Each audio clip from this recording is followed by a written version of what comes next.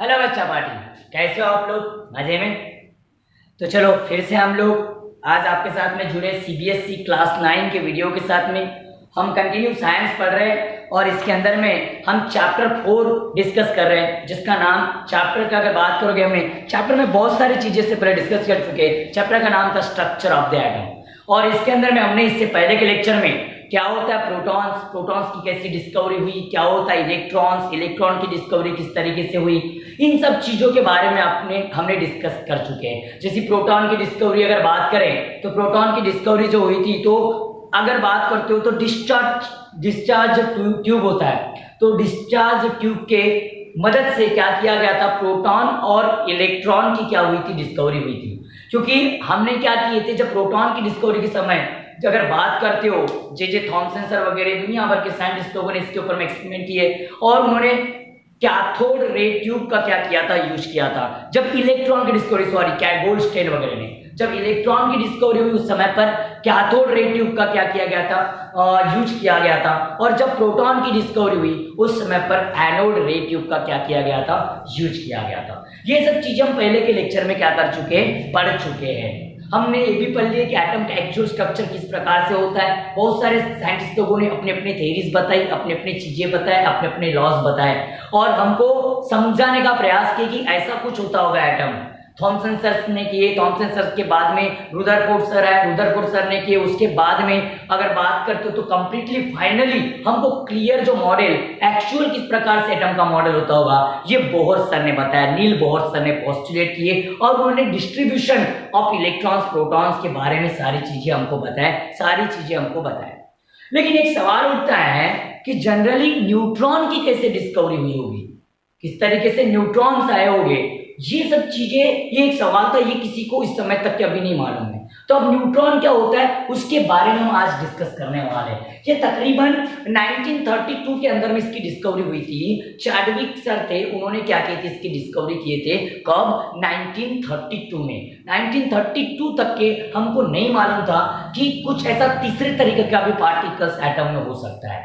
ये चीजें अभी तक के किसी को नहीं मालूम थी। सब सिर्फ इतना ही मालूम था, 1932 तक के इतना मालूम था बेटा कि सिर्फ एटम के अंदर में दो प्रकार की चीजें होती है। एक होता है प्रोटॉन जो न्यूक्लियस में होता है और उसी की वजह से न्यूक्लियस पर पॉजिटिव चार्ज आता है, और दूसरे होते हैं इलेक्ट्रॉन्स। वो एक सर्कुलर ऑर्बिट के अंदर में क्या करते हैं, एक फिक्स्ड ऑर्बिट के अंदर में, इस वर्ड पर फोकस करना, फिक्स्ड ऑर्बिट के अंदर में वो इलेक्ट्रॉन्स क्या करते हैं, अराउंड द न्यूक्लियस क्या करते हैं, रिवॉल्व करते हैं। और ये सब चीजें, इतनी बातें हमको अभी तक के मालूम थी। लेकिन कैसा हुआ, मैं पहले से ही आपको समझाते आ रहा हूं, इंसान नाम का जो जीव होता है ना, ये जनरली कोई भी चीज के बारे में जब थोड़ा थोड़ा पता चलता है तो और उसके बारे में जानने का क्या करता है, प्रयास करता है। ये बिल्कुल हमारी नेचुरल हैबिट है और यही साइंटिस्ट लोगों की हैबिट थी और उन्हें और जानने का प्रयास किया। इस कड़ी में चैडविक सर आए थे। चैडविक सर 1932 में आए और उन्होंने अपना एक एक्सपेरिमेंट परफॉर्म किया। उन्होंने डिस्कवरी बताई। देखो मैं पहले ही बता दूं, आपके एनसीईआरटी के अंदर में उतना कुछ दिया नहीं है, पहले से ही बता दो, इसकी डिस्कवरी के बारे में तो बिल्कुल नहीं बताया गया, सिर्फ 2-4 लाइन दी गई है और बताई गई है कि इस तरीके से क्या होता है, न्यूट्रॉन होता है, बस इस तरीके से बताया गया, डेफिनेशन बता करके छोड़ दिया। लेकिन आपके नॉलेज के लिए मैं बताना चाहूंगा कुछ चीजें कि कैसे हुआ, किस तरीके से इसकी डिस्कवरी हुई। तो चैडविक सर ने किया क्या, 1932 में एक एक्सपेरिमेंट परफॉर्म किया और बताए, एक लाइट एलिमेंट लिए, कुछ बेरिलियम जैसे लाइट एलिमेंट लिए, बेरिलियम जैसे। तो कंसीडर करते हुए अभी थोड़ा सा डिस्कवरी की बात कर लेता हूँ, डिस्कवरी के बारे में थोड़ा सा डिस्कस कर लेता हूँ। तो चलो बच्चा पार्टी, ज्यादा टाइम वेस्ट नहीं करेंगे, बहुत इजी टॉपिक है डिस्कवरी ऑफ न्यूट्रॉन। उसके साथ साथ न्यूट्रॉन क्या होता है ये भी हम लोग इसी टॉपिक के अंदर में जान लेंगे। तो हमारा टॉपिक, दोनों टॉपिक क्या हो जाएंगे, कवर हो जाएंगे। तो देखिए इसके अंदर में आपको एक समझना है कि इसका इजी कब किया गया था, इन 1932। कब बात कर रहा हूं मैं, इन 1932 चैडविक, क्या बोला मैंने, चैडविक फॉर डिस्कवर्ड, क्या बोलोगे, डिस्कवर्ड न्यूट्रॉन्स, क्या बोलोगे, न्यूट्रॉन्स। इन्होंने क्या किया, न्यूट्रॉन्स की डिस्कवरी की। तो किए क्या, पहले इन चीज को समझ लेते हैं। अब इन्होंने किए क्या, ऐसे लाइट एलिमेंट लिए बेरिलियम जैसे, और बेरिलियम, चलो कंसीडर करता हूं कि एक बहुत हल्का एलिमेंट है बेरिलियम, कंसीडर करते हैं बेरिलियम के अपन ने फॉइल ले ली, ऐसे कंसीडर कर लो बच्चा पार्टी की बेरिलियम की क्या ले ली, अपन ने फॉइल ले ली, क्लियर। अब इस बेरिलियम के फाइल से अल्फा पार्टिकल क्या की, बम्बार्ड किए। तो ऐसा नहीं कि वो भी कहीं ना कहीं सोर्स होगा उसका, तो जहाँ पर अल्फा पार्टिकल्स होगी, अल्फा पार्टिकल्स के बारे में मैंने आपको पहले डिस्कस करवा चुका हूँ, इसके बारे में आपको डिस्कस करवा चुका हूँ। तो यहाँ से क्या किए, अल्फा पार्टिकल्स यहाँ से क्या किए, बम्बार्ड किए, किसके ऊपर में, इस फॉइल के ऊपर। तो कंसीडर करते कि अल्फा पार्टिकल्स यहाँ से क्या किए गए, बम्बार्ड किए गए, किसके ऊपर, बेरिलियम की फॉइल है। तब जाकर के यहाँ से जब पार्टिकल्स निकले तो इधर हम लोग ये कंसीडर कर देते, तो कुछ पार्टिकल्स ऐसे सीधे जाते हुए नजर आए इस तरीके से, कुछ पार्टिकल्स ऐसे डेविएट होते हुए नजर आए, कुछ पार्टिकल्स इधर होते हुए नजर आए। तो इस तरीके से डेविएट होते भी गए, कुछ पार्टिकल्स ऐसे आए। ठीक है बच्चा पार्टी, इतना तो आपको समझ में आता है, इतना तो पहले भी मैंने आपको लेक्चर में बता चुका हूँ, और नहीं देखे हो आपने तो प्लीज यार प्रीवियस लेक्चर को पहले देख लो ताकि आपको टॉपिक बहुत अच्छे से समझ में आ जाए। तो देखो, तो ये तो समझ में आया कि ये पार्टिकल जो इधर डिवेट हुए, इधर डिवेट हुए, ये समझ में आ रहा है कि डिवेट जो हो रहे हैं इसलिए हो रहे हैं क्योंकि आपको मालूम है एटम का पूरा कंप्लीट स्ट्रक्चर मैंने आपको समझा चुका हूं कि एटम के अंदर में जो एक मास होता है, सेंटर में मास, उस मास को जब पार्टिकल क्या होता है, टकराता है, तो टकराने के बाद में वो क्या होता है, एंगल चेंज करता है। समझ में बात आ रही है? और कुछ खाली स्पेस होती है, उसमें से अगर पार्टिकल निकल गया तो वो पार्टिकल सीधा जाता है, स्ट्रेट जाता है। तो ये सब चीजें तो पता थी, लेकिन स्ट्रेट पार्टिकल जो गया, जो सीधे पार्टिकल गया, तो जो पार्टिकल की जब उनकी स्टडी की गई, जब ये तो हमको पहले बताया गया है स्ट्रेट पार्टिकल क्यों जाता है, क्योंकि वहां स्पेस होती है, मान भी लिए थे, लेकिन फिर इनकी जब प्रॉपर्टीज की स्टडी की गई, इनकी प्रॉपर्टीज की स्टडी किए किसने, मैंने ना, किसने, चार्विक सर ने क्या किए, इनकी स्टडी किए। तो स्टडी करने के बाद में ऐसा पाया गया कि ये प्रोटॉन से कई गुना अलग है, इलेक्ट्रॉन से तो बहुत सारे गुना अलग है। इलेक्ट्रॉन का मास तो निग्लिजिबल होता है, बहुत निग्लिजिबल होता है, 2000 टाइम्स छोटा होता है प्रोटॉन के मास से। किसका मास, इलेक्ट्रॉन का मास। तो उनसे तो नहीं, लेकिन जब इसको कंपेयर किया गया प्रोटॉन से, तो प्रोटॉन से कंपेयर करने के बाद में ये पाया गया उसका कुछ मास है, उस पार्टिकल का मास है और स्लाइटली इक्वल है, किसके बराबर है, प्रोटॉन के मास के बराबर है। किसके बराबर है, प्रोटॉन के मास के बराबर है। प्रोटॉन के इतना, चाहे नियर अबाउट की बात कर रहा हूं बच्चा पार्टी, स्लाइटली वर्ड को मैंने यूज किया हो, इस पर फोकस करना, थोड़ा बहुत कम ज्यादा हो सकता है, लेकिन प्रोटॉन के मास की इतना मास है। तो फिर यार चार्विक सर के माइंड में आया ये पार्टिकल प्रोटॉन नहीं है, ये पार्टिकल प्रोटॉन नहीं है, ये पार्टिकल प्रोटॉन नहीं। तो और थोड़ी सी स्टडी, अपना दिमाग उसमें लगाया, फिर उनके चार्ज के बारे में जानने का प्रयास किए, उनके ऊपर कुछ क्या चार्ज है या कुछ चार्ज नहीं है। तब चार्विक सर को पाया गया कि उनके ऊपर तो कोई चार्ज ही नहीं है, वो चार्जलेस पार्टिकल है। लेकिन प्रोटॉन पर तो पॉजिटिव चार्ज होता है, प्रोटॉन पर तो पॉजिटिव चार्ज होता है, लेकिन इन पर तो कोई चार्ज ही नहीं है।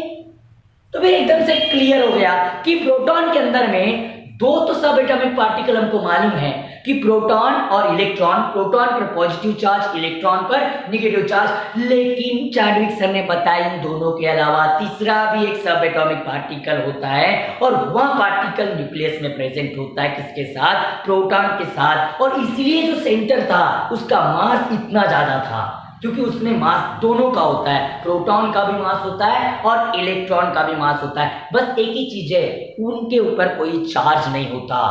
तब जाकर के हमको पता चला कि एटम के अंदर में 3 प्रकार के सब एटॉमिक पार्टिकल्स होते हैं। तब जाकर के बताया गया कि अगर बात करोगे, मैं देखो मोटी मोटी क्या क्या चीजों पर फोकस करवा रहा हूं। एक चीज मैंने बोला उसका मास है, लेकिन उसके ऊपर कोई चार्ज नहीं है। दूसरी बात ये बताया आपको कि इसके अंदर में मास जो होता है इसका, इनका जो तीसरे पार्टिकल्स का जो मास होता है वो किसके बराबर होता है, ये प्रोटॉन के मास के बराबर होता है, इक्वल होता है, स्लाइटली इक्वल होता है। इन चीजों पर फोकस करना, मतलब प्रोटॉन का मास मतलब 1 AMU, तो इनका भी मास नियर अबाउट कितना, 1 AMU इतना क्या होगा, मास होगा, या 1 U भी बोल सकते हो, या 1 AMU इतना भी उसका मास आप लोग बोल सकते हो। समझ में बात आ रही है मैं क्या बताने का प्रयास करूं? तो देखो यार अब कैसा है, तो कुछ ना कुछ इनको डिफाइन करना पड़ेगा, कुछ ना कुछ तो बताना पड़ेगा।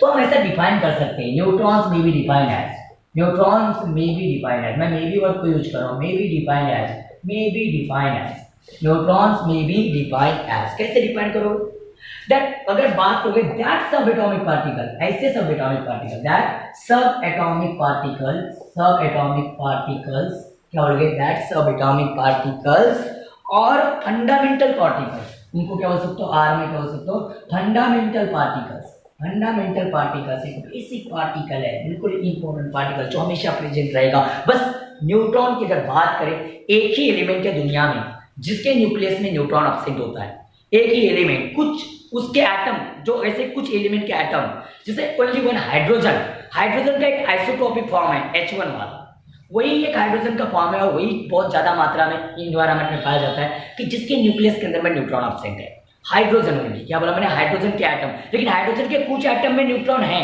कुछ एटम में 1 न्यूट्रॉन है, कुछ में 2 न्यूट्रॉन्स है, लेकिन कुछ कुछ एटम हाइड्रोजन की ऐसे भी मिलते हैं कि जिनके न्यूक्लियस में न्यूट्रॉन एब्सेंट है, जिनके न्यूक्लियस में न्यूट्रॉन एब्सेंट है और वही ज्यादा मात्रा में अबॉर्डेंट मात्रा में इन्वायरमेंट में पाए जाते हैं। इसलिए हम लोग हाइड्रोजन का मास 1 कंसीडर करते हैं, हाइड्रोजन का मास 1 कंसीडर करते हैं, क्योंकि वहां न्यूट्रॉन 0 मानते हैं, बाकी सारे एलिमेंट के न्यूक्लियस में न्यूट्रॉन प्रेजेंट होता है।